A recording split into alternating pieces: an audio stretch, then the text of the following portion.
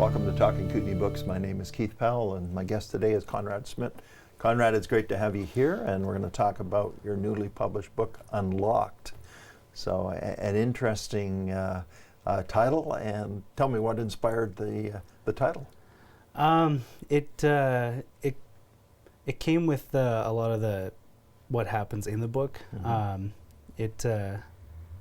It was just a lot of fun to write, and the title came even after I wrote the whole book. Okay, so tell me about the genre that you write in.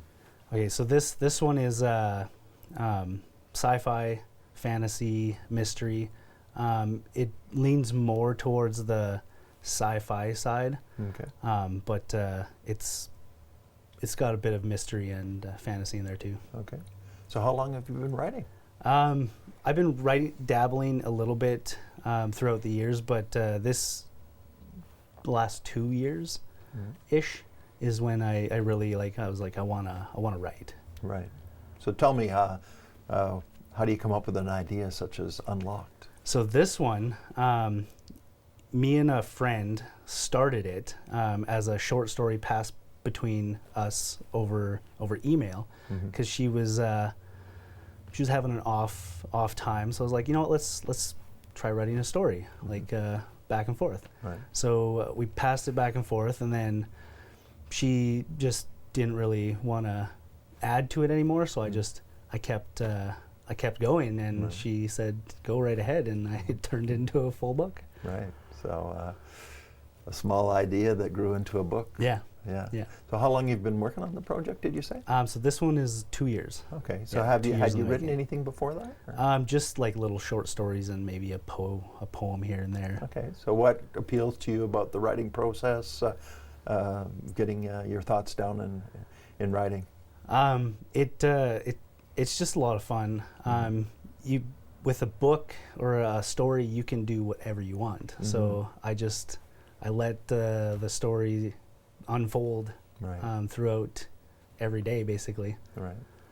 And tell me about your writing style. Do you write every day, or do you? I try to write every day, at least an hour a day.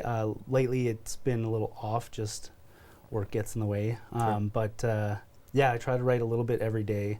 And one of my manager actually said I write similar to James Patterson, so I was like, that's pretty cool. Okay. Yeah, good for you. You know what? I'm going to ask you to read the blurb on the back of the book, Yeah. if you wouldn't mind. It'll give us a little bit of an insight as to what the book's all about. Yeah, so Jack was lying on his couch, lost in thought. He couldn't stop thinking about the map his wife had left him, the map she'd left for him to find after she passed. It's been close to 2 years since that dreadful day, and not a second goes by that he doesn't miss her. Maybe he's waited this long because the thought of having the key or whatever else might be hidden would be too much of a reminder of what he'd lost. No, Jack, you have to find it. Find it for Abby. It's what she would have wanted. So a little bit of suspense there. Yeah. Okay, so let's just talk a little bit about the story without giving it all away. So just give me an overview of what the book is about. So it basically follows Jack on his quest to find out what she actually left him and why she left it. He kind of just he goes to this. So the cover is actually the first chapter's setting, and it's basically him just looking for. He suspects it's a key. And it follows him as he goes towards what she wanted him to find. Right. Okay. So, Conrad, not only did you write the book, came up with the plot and so forth, but you also were involved in the artwork. I believe the cover is your own artwork. Is that right? Yeah, it is. I originally wanted to be an artist. Well, I am, but I wanted to do that full time. But that is a lot harder to get into. Most people either like the art or they don't like the art. So I was like, you know what, I might as well try writing too, and then I could always put my art into my books. So combine them Yeah. both. Yeah. Good for you. Okay, so we talked a little bit about the premise of the book and so forth. Who's the audience, and who do you think will enjoy reading this book? So I aimed it for like teenage and up, but I didn't want it to be like for just like younger kids, because like it's a bit of a mature audience theme in there. Right. Nothing too crazy, but I wanted it to be for more like a bigger gap of age. Right. So an adult audience, even a young teen. Yeah. Or okay. So when you sat down and wrote the book, did you have the audience in mind? Was that always something that was conscious in your mind, or? I think partially, but mostly I wanted to get the story down. I didn't worry about what age group I was writing, because I didn't want it to I wanted it to just naturally unfold as it should. Okay. So it's one thing to have an idea. It's a whole other thing to take the idea and build a story around it. Yeah. How did you go about doing that? So I didn't have any full ideas in mind when I wrote it. I just kind of so like when I sat down to write, I was in a specific scene and I was like, you know what? Okay, let's see what happens. So I'd start writing and let it flow as it came to me. Like I didn't think of anything too far in advance. I wanted to see how it would go, and I didn't want to be restricted to just, okay, it has to go to this spot, but I want it, how am I going to do the middle? So I let it flow as it came. Right. And you're a busy guy, you got a full-time job and so forth. How do you budget time to write? That's where it gets a little tricky.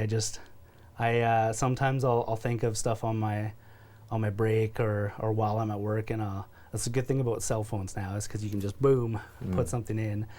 And when I was trying to finish the book, I would budget myself at least an hour or two just to try and write at least 500 words for a night. That was my goal. Right. And were you able to stick with that? Yeah, for the most part I was. And that's why it only took about a year to write, and then the editing took about another year. Right. So how, I know it was a hands-on project, how involved were you with all aspects of the book? I was basically doing everything, except for the editing. My friend, she graciously did it for me, because I'm not very good at that part. The story I'm good at, but everything else I've been doing myself. And then Rocky Mountain Printers, they put out the fabulous book that it is now. And then I went with Amazon as well, because they let you put it on there and then it prints it as it goes, like as it sells, they print it, right? Which is kind of nice. Print on demand. Yeah. And they also probably do an ebook version. Yeah, they do. Yeah.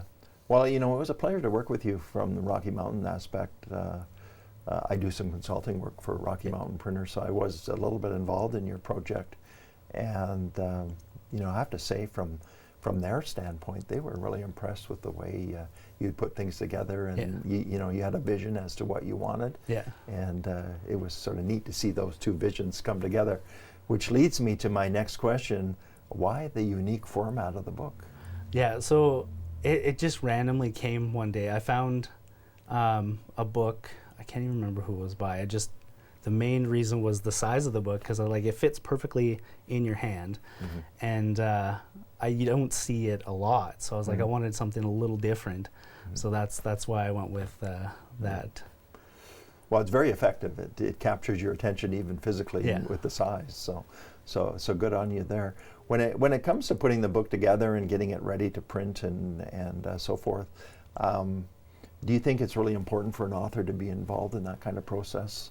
I feel, they should be, because it's their vision, it's their book. They should definitely be involved with as much as possible, for sure. Yeah.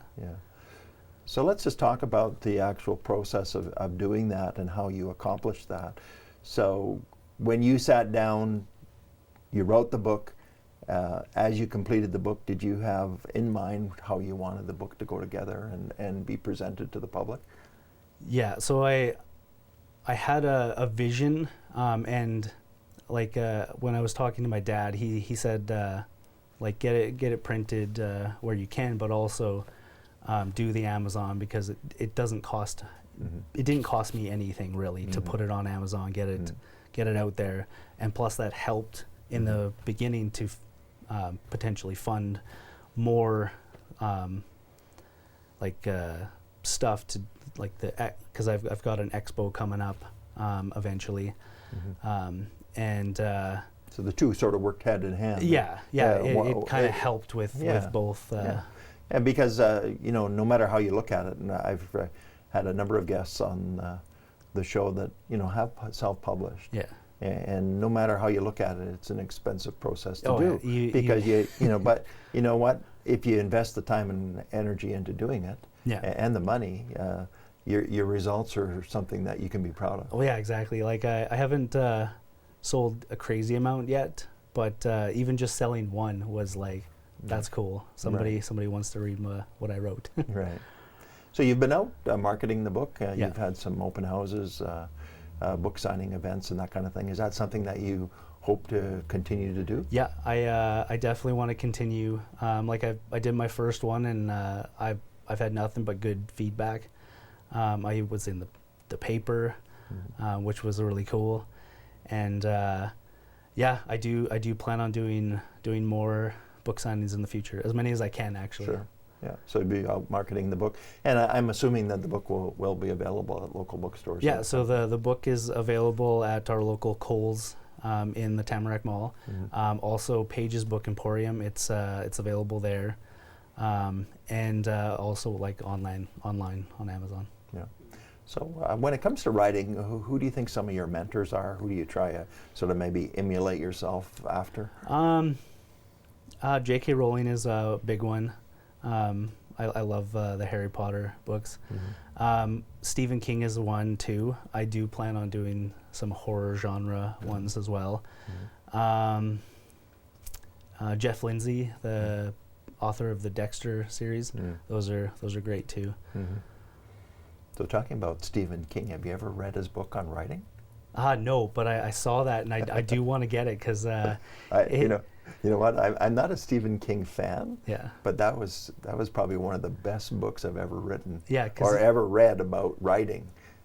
It's an amazing. Yeah. I watched an interview with him and George R. R. Martin, and George is like, "How do you get a book done in so fast?" He's like, "Oh, it should only take you 3 months." He's like, 3 months?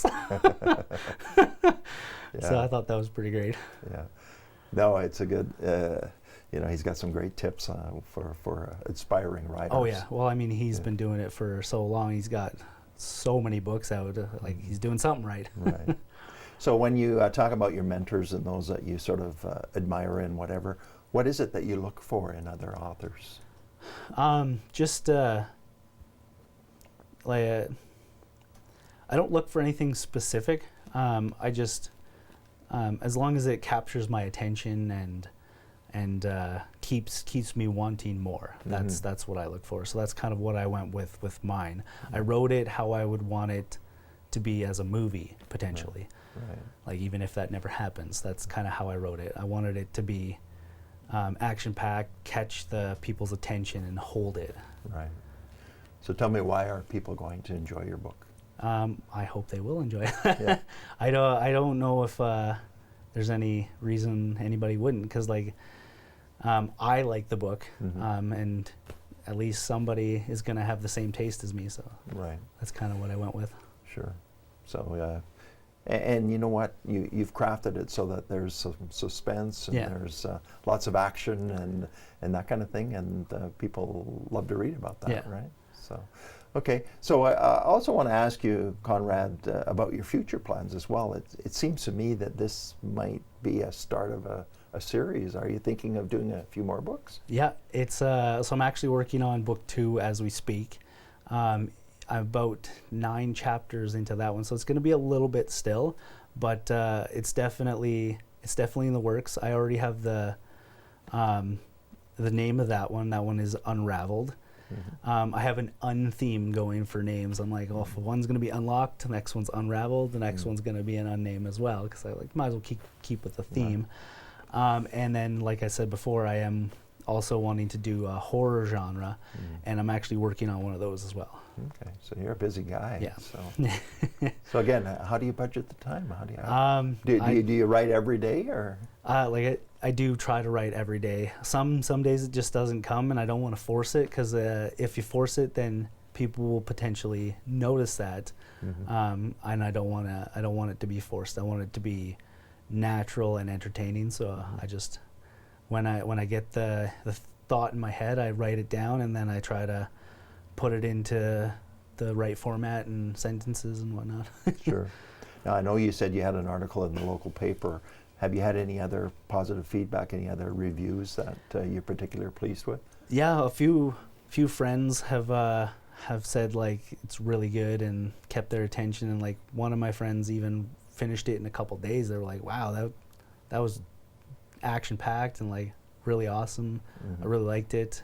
And then even I read some of the reviews on Amazon, and a few of them were like really well, like said it really well written, and it's definitely good to see, because that was one of the worries is what if I put out something that I put so much work into, and it's just bad review after bad review, but so far it's all good reviews, which is that's good.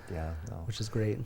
You know, I'm an author myself, so I've written 5 or 6 books, and you always put out that new book, and you're always wondering what people are going to think, and what kind of feedback you're going to get, and so it does sort of make your day when somebody comes up and says, "Boy, I really enjoyed that book." Yeah. So is that something that you've been trying to write or put together for a long time? Like, is it always been a goal of yours to write a book, or is that something relatively new? Or no, it's something I really wanted to do long time ago, but never had the confidence to ever even try it. But I'm not getting any younger, and I was like, you know what? I'm just going to go for it. I'm going to try and see what happens. Worst case scenario is doesn't sell millions, and at least I tried. Right.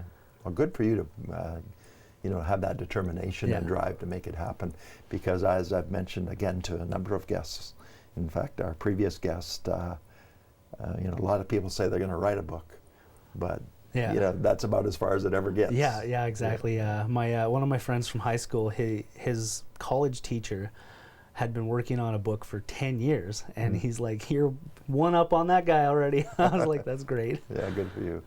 So I have to ask you, Conrad, when we were formatting the book, I noticed inside you numbered every book, or you have an opportunity to number every book. Yeah. Why did you think that was important? I felt it was important because a lot of people really like collector's editions nowadays, and I was like, make these ones special collector's editions, so there's only 750 numbered ones. So if you can get one of the earlier ones, then it's like it's cool. It's a cool thing to have. So every one of your books is going to be numbered. Every one of them is going to be hand numbered. And I'm sure you're happy to sign them for people as well. I've signed actually 144 so far. Okay. Some of these ones, and then a bunch of the Amazon ones, and a few of my friends bought the digital ones. I'm like, how can I sign those? They're like, okay, so they bought the physical ones too. Right. Got to sell a bit more, right? Right. So it's all a process, and so you've written the book, you've put it together, it's published, and it's out. Any particular plans other than local bookstores? Are you looking at maybe a broader distribution? I actually just emailed the Indigo in Calgary in the Crossiron Mall to potentially get it there, because it's in the Kohl's Indigo system. I can get it into any of those stores. It just has to be permission from the managers. So yeah, I've been that's the first one I branched out of town, but I do want to do one in, see if I can get in Lethbridge, anywhere in Canada, potentially even in the States, but it's definitely a process. Right. So it's a goal of yours to Yes. broaden the distribution. Yeah, as far as I can get it. Yeah, good. Yeah, good for you. Seems to me like you worked this process through pretty closely, and it looks like you've taken it seriously. Yeah. So it is somewhat of a sideline for you, but Yeah. it's something that you take as a serious endeavor, right? Yeah, I would love to just be an author and just work on books, because then I would be able to do that full time, and I wouldn't have the restraint of the 9-to-5 job. Right. I would definitely love to just be the author writing. So where does that inspiration come from? What causes you to want to be a writer? Like I said before, anything can happen when you're writing. Like basically creating worlds. You get to do whatever you want. Like there's no rules really.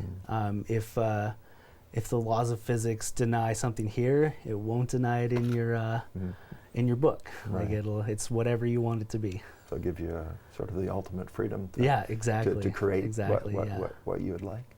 Yeah, well, good for you. And just again, give us a little bit of an insight into what you're hoping to do in the future.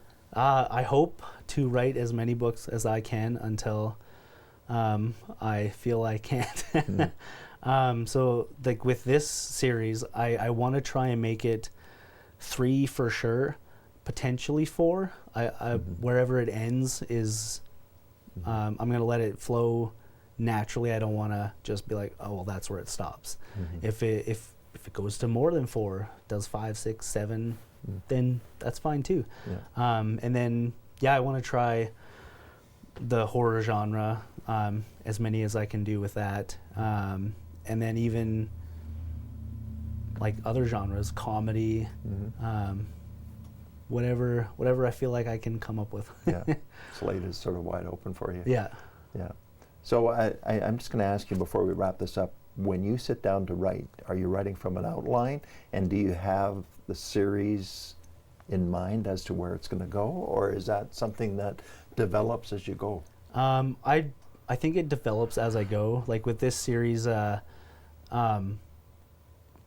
it's gonna it branches out quite a bit. I've got quite a big plan for this one, so I feel like it's gonna, like, I'm building my own worlds and stuff with this, and then whenever because I'm writing the horror one at the moment too, I kind of just sit down and I'm like, okay, what's gonna happen in this scene? Like I kind of feed off where I left off, and then kind of just let my mind wander, kind of picture it as a movie in my head. Sure. Well, you know what, I have to tip my hat to you writing 2 books at the same time. Just be sure you don't mix the 2 up. Yeah. I got them. They're quite different. Yeah.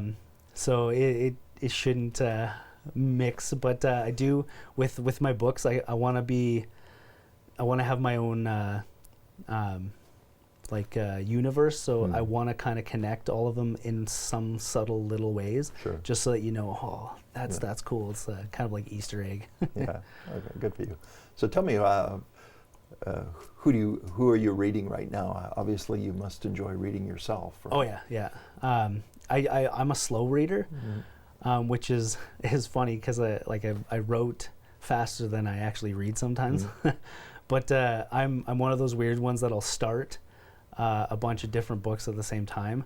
So I'm working on the second Harry Potter, as well as the first book in Jeff Lindsay's. It's a dearly departed Dexter, I think is what the first one's called.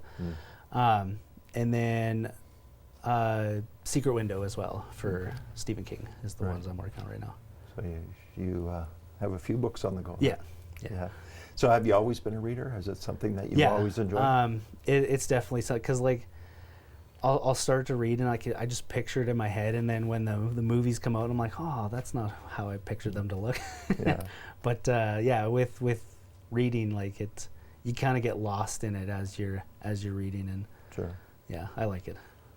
Okay, so obviously that reading, that style that you enjoy, you're able to transfer some of that into your own storytelling. Yeah, and I get tips because like I don't know all the words out there, Mhm. and when you're reading, you're like, oh, what's that word? Mhm. And then you can go look it up and be like, oh, Mhm. yeah, I wanna see if I can use that in my book, Right. because like there's like the English language is very different because there's so much to it, and like Mhm. we've lost lots of different words over the years, and seeing them written down, it's like, oh, Mhm. let's branch out the Right. vocabulary. So you get to explore the dynamics of language Yeah, at the yeah, same time, exactly, right? yeah. Wow. Okay, so that's really interesting. So let's just wrap it up. So the name of the book is Unlocked. Tell me the significance of that again. For most part, I don't wanna give out too much, Okay. because But it does tie in with it your first does- chapter, right? it does tie in with the first chapter and more chapters along the way. Right. It So I have a feeling that it has something to do with revealing something. yes, it does. It does reveal. So that's why I don't want to go too deep Right. into it. But yeah, Right. it has meaning throughout the book for sure. Well, let's hope we pique the interest of Yeah. potential readers, and they get a copy and find out what it's all about. Yeah, and hopefully become fans and Yeah. Well, good for you. I appreciate you taking the time to be our guest. Yeah, and, no problem. And thank you for the diligence of taking your full-time job and taking a bit of a detour and Yeah. really spending some time to be creative as well. Yeah. So yeah, I prefer the creative side. So yeah, good for you. Well, thank you for being a guest again. The book Thank is you. Unlocked, and Conrad Schmidt has been our guest today. I really appreciate you being here today, so thank you. it was a pleasure. It's Talking Kootenay Books, and my name is Keith Powell.